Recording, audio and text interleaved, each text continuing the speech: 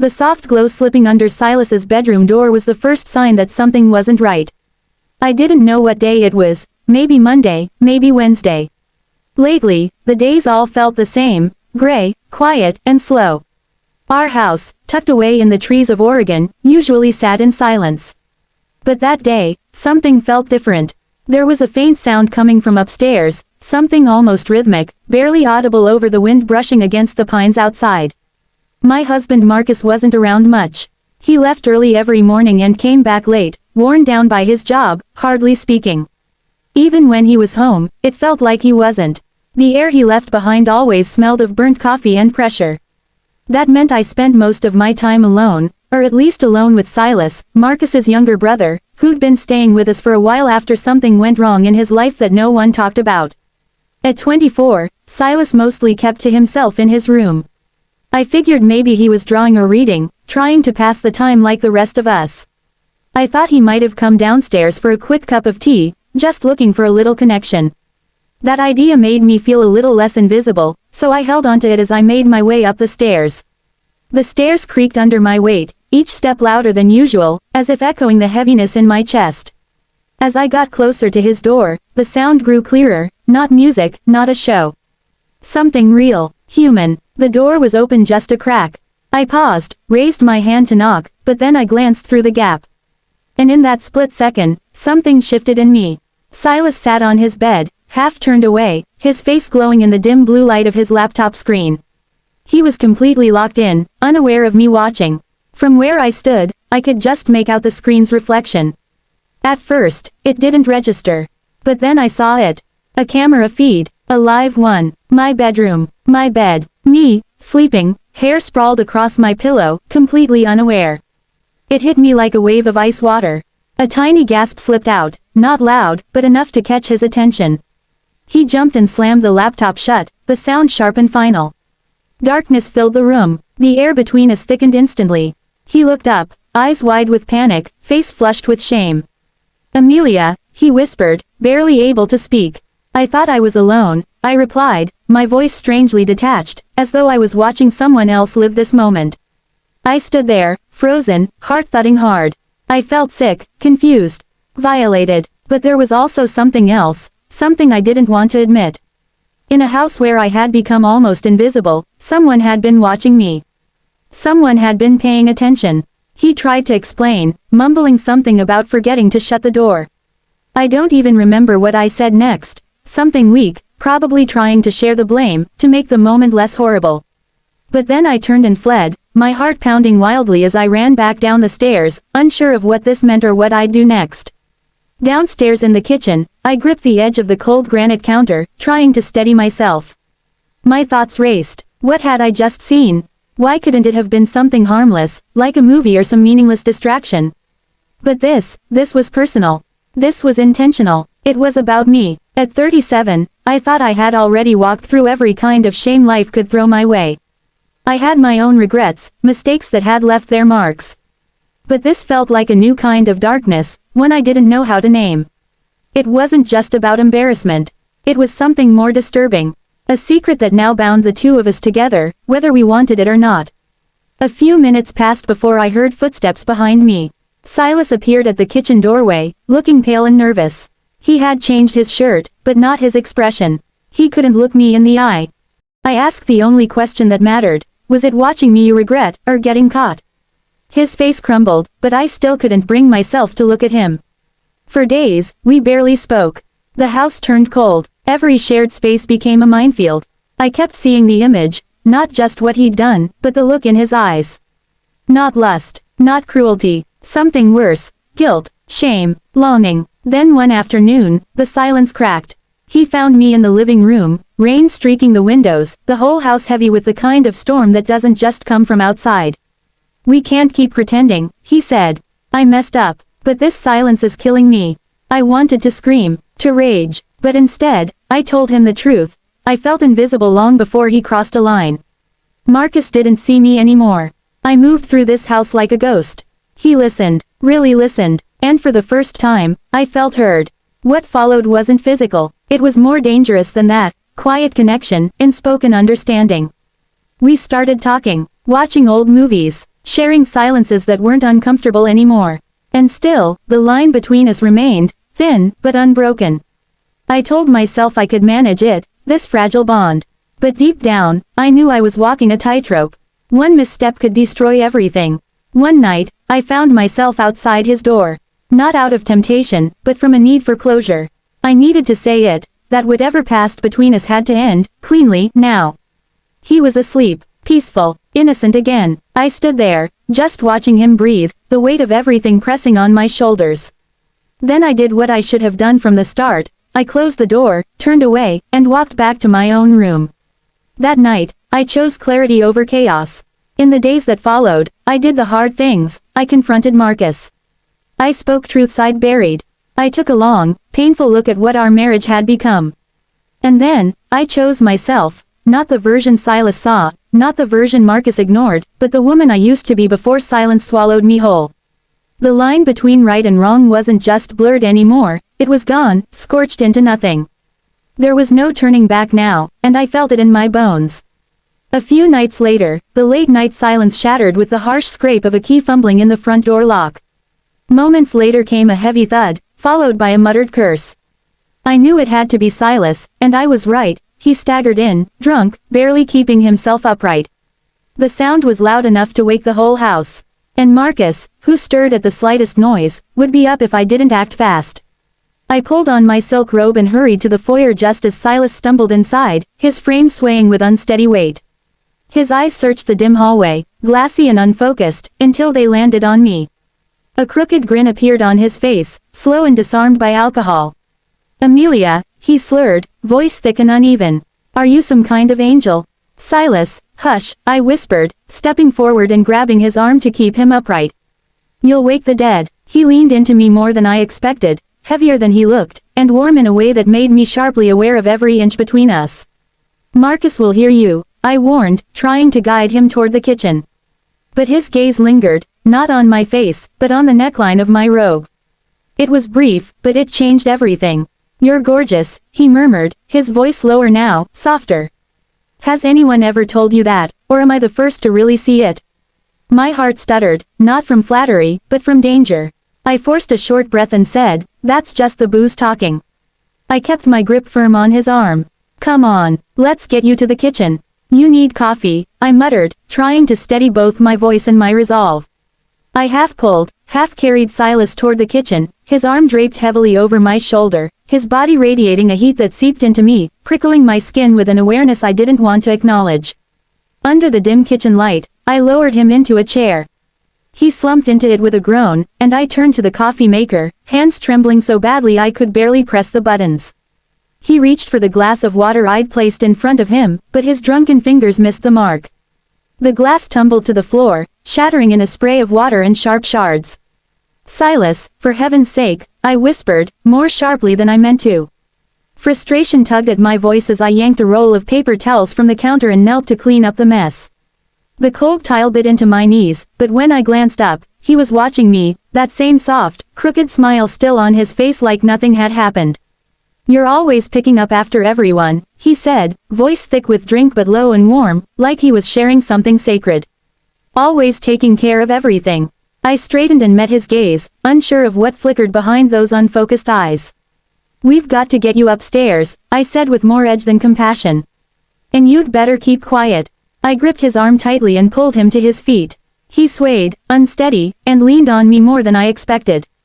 Guiding him up the stairs felt like trying to tiptoe across a minefield. Every creak and groan of the old wood echoed through the silence, making my heart thud in my chest. Marcus's room was just down the hall, and with each step, dread coiled tighter around me.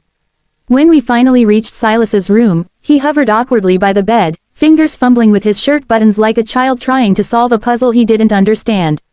A sane voice in my head screamed at me to walk away, to turn back and lock myself in my room and let him wrestle with his own mess.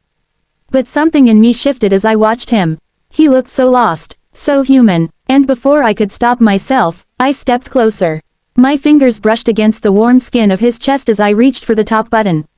The contact jolted through me, sharp and undeniable. The air between us grew thick, saturated with something unspoken. In the quiet of the room, the only sound was our breathing, uneven, heavy, rising and falling in rhythm, as if the whole house held its breath right along with us. Silas went still. His hands dropped to his sides, and in an instant, the drunken haze clouding his eyes cleared. What replaced it wasn't just sobriety, it was something deeper, sharper. A focus that cut straight through me. "I've had enough of this pretense, Amelia," he said, his voice low but steady, threaded with the finality of a decision long mulled over. I froze, my fingers still tangled in the hem of his shirt. The fabric felt impossibly soft and warm beneath my trembling hands. "What pretense?" I asked, though my voice barely rose above a whisper. I wasn't sure I wanted the answer. My heart stuttered, caught in the tug of war between fear and something far more dangerous. "This game we keep playing," he said, his eyes locked onto mine with a fierce intensity that made it hard to breathe. "The looks, the pauses, the things we pretend not to see. We've both caught glimpses of something we were never meant to acknowledge. But don't act like you haven't thought about it." His words sliced through the air like a blade. "I see it in your eyes," he continued. "That flicker when you think I'm not paying attention, when your guard slips just enough to show the truth." A chill crept down my spine, prickling across my skin in waves. I forced the words out, though they came brittle and thin. "Silas, this is wrong." But even as I said it, I could hear the hollowness in my own voice, the echo of a boundary long since crossed. He smiled, soft and bitter, like he knew exactly what I was thinking. "We left, wrong, behind a long time ago," he murmured. "Stop pretending you don't feel it too." He stepped closer, closing the small gap between us, and I could feel the warmth radiating off his body. His hand rose, fingertips brushing lightly along my jaw, a barely there touch that still managed to spark a jolt deep in my core. And then his lips were on mine. It wasn't a timid kiss. It didn't ask for permission. It took, bold and unrelenting, it crashed into me like a storm breaking after weeks of building tension. Every stolen glance, every lingering silence, every moment we'd both ignored out of fear, all of it came pouring out in that single kiss. My thoughts, usually crowded with guilt and second-guessing, quieted into stillness. Doubts dissolved into a distant hum, drowned out by the urgency of the moment unfolding between us. I knew I should have stopped it. I should have pulled away, drawn a line that should never have been crossed. But my hands didn't push, they stayed, resting gently on his chest, feeling the steady rhythm of his heartbeat. That warmth, that steady thump beneath my palms, only grounded me deeper in the moment instead of pulling me out of it. When he finally pulled back, he didn't look away. His eyes held mine, raw and searching, as if he was silently pleading for something, maybe forgiveness, maybe understanding. Maybe just the courage to accept what had happened. "We're done pretending, Amelia," he murmured, his voice low and hoarse, slicing cleanly through the still air between us. My throat tightened, the air itself suddenly too thick to draw in. Each breath hitched in my chest like a sob I refused to set free. My fingers, trembling with the weight of everything I felt but couldn't say, reached slowly for the sash of my silk robe. With slow, deliberate movements, I untied the sash of my robe, the soft fabric whispering against my skin as it slipped open, bearing not just my body, but every hidden vulnerability to the dim light around us.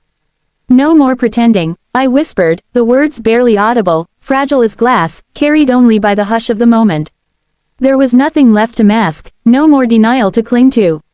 The silence between us was thick, heavy with unspoken truths and years of tension finally finding air. His eyes, dark and searching, locked with mine, and in that look was something that made my breath hitch, something that stripped me bare in ways that had nothing to do with fabric. Every step he took toward me felt like a thread snapping in the fragile web of my restraint. My heart thudded in my chest, wild and insistent, drowning out any last whispers of hesitation. The cool night air caressed my exposed skin, a stark contrast to the fire rising within me, a push and pull between surrender and control that played out in every nerve ending. I took a trembling breath, my eyes falling to the floor, then lifting again to meet his. "We can't keep running from this," I said, voice quivering but clear, a confession too long buried. The space between us all but disappeared, the world shrinking down to this one small, dimly lit room, this sliver of borrowed time we had no right to, but couldn't resist. My hands hung at my sides, uncertain, desperate, waiting for him to close that final inch between us, to meet me in the truth we could no longer ignore. I heard the soft rustle of fabric, felt the robe fall from my shoulders, the subtle give of the mattress beneath me as I sank into it, pulse hammering in my ears like the echo of a storm building. Silas leaned in, his figure eclipsing the golden glow of the bedside lamp, casting a shadow that felt both sheltering and dangerous. "Don't be afraid," he murmured, his voice wrapping around me like a steadying hand, trying to calm the storm he was part of. But then, like a cold blade slicing through heat, fear threaded itself through the haze. "Silas," I breathed, my words catching, snagging on the name that changed everything. "Marcus, he's so close." The warning hung between us, fragile, urgent. My chest grew tight, the air thick, each breath harder to pull, as if the room itself held its breath with me. And still, through the fear, my fingers, trembling and unsure, reached again for that delicate sash, not to fasten it, but as if touching it might ground me, might help me hold on to whatever piece of myself I still understood. With slow, deliberate movements, I untied the sash, the soft fabric whispering against my skin as it slipped open, leaving me exposed not just to the dim light of the room, but to everything we had tried so hard to ignore. "No more pretending," I whispered, my voice barely more than a breath, fragile and trembling, carried only by the silence between us. I surrendered, not just to him, but to the truth we had been sidestepping for far too long. The quiet swelled around us, thick with all the words we had never said, all the tension that had been building like pressure behind glass. His eyes, deep and searching, locked onto mine, and something in their intensity made my pulse falter.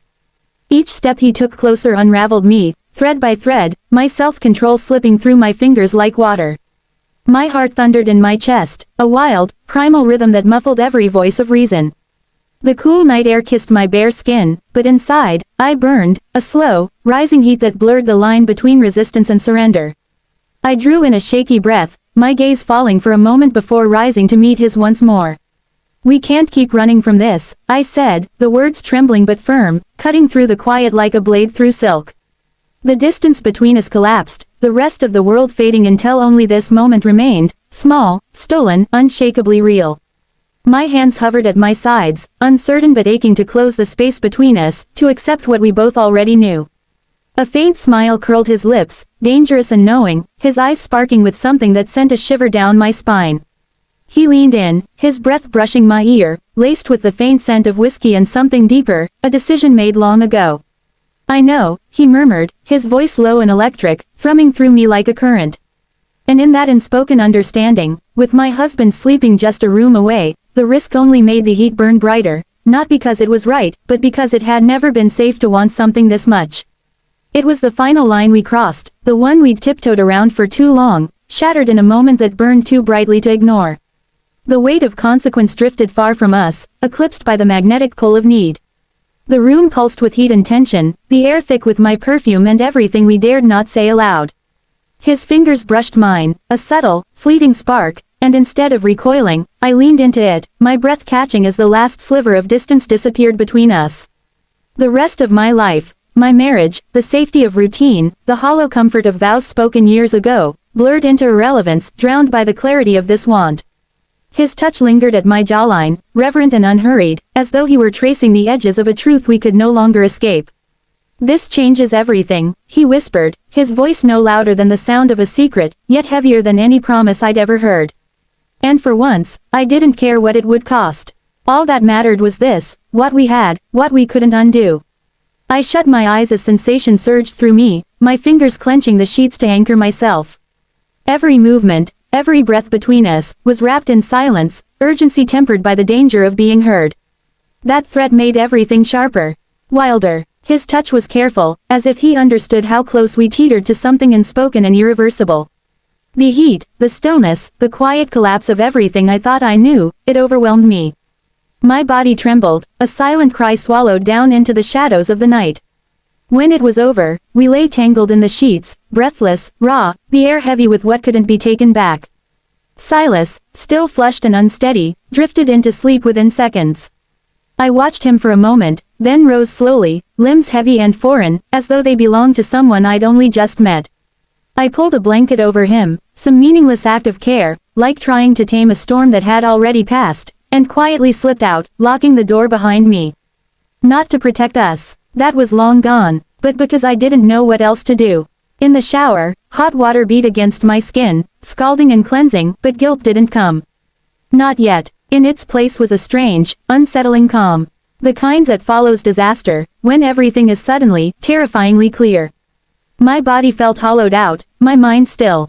As if, in burning down the walls I'd built around myself, I could finally see what lay beyond them.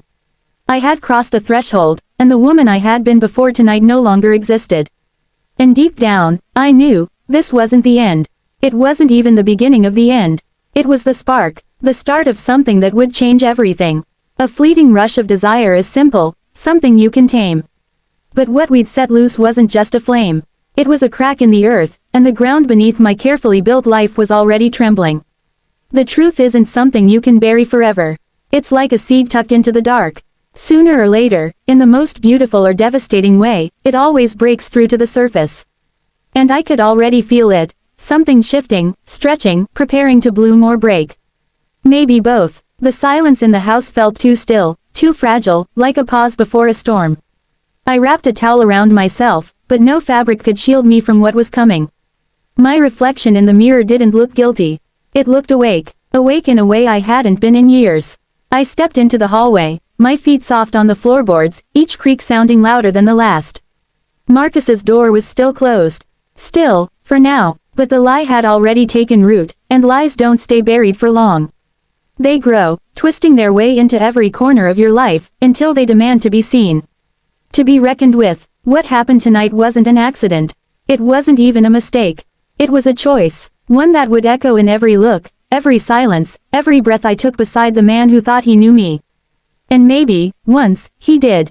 But that version of me, the one who waited, who ached in silence, who played the role without ever asking why, she was gone. We want to thank every listener, viewer, and subscriber who continues to support this channel. Your engagement means everything. Your comments, likes, and shares help us grow and reach more hearts across the world. We're especially grateful to those who submit their stories, trusting us with the most vulnerable chapters of their lives. Disclaimer. This story is a dramatized retelling based on real emotional experiences. Names, locations, and some details have been changed for privacy and storytelling purposes. We do not condone infidelity or any actions that cause harm in relationships. Our goal is to explore real human emotions and choices without judgment, and to spark conversation and healing. Viewer discretion is advised.